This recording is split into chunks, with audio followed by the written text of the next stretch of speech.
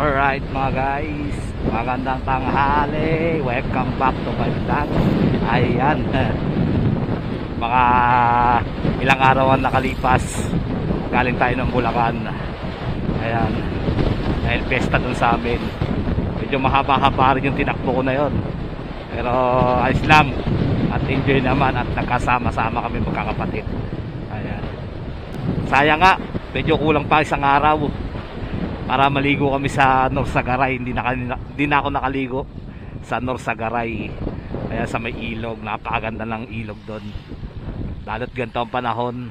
Ayan, ay grabe, medyo nagtatraffic na rito sa lugar na to. Dati hindi nagtatraffic dito eh, hindi napapansin tong karsada na to eh, yung pag-going Amadeo to Tagaytay.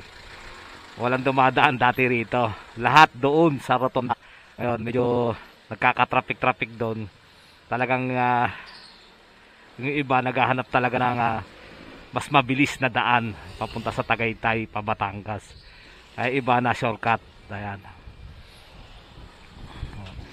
Ingatan tayo. Ingat. Ayan. Halos karamihan na rin naman talaga dito sa Cavite.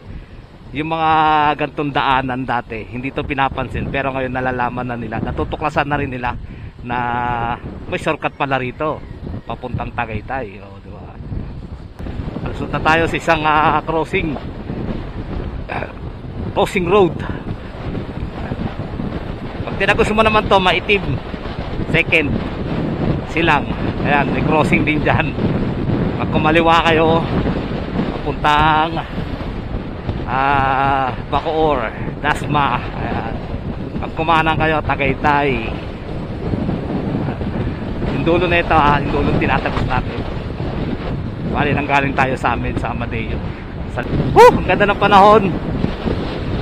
Right.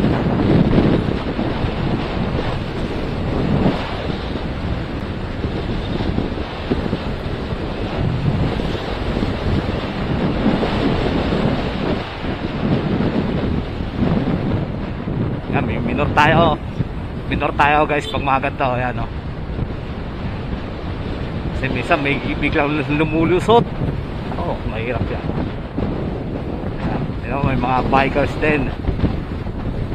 Katindihan ang init. Bike.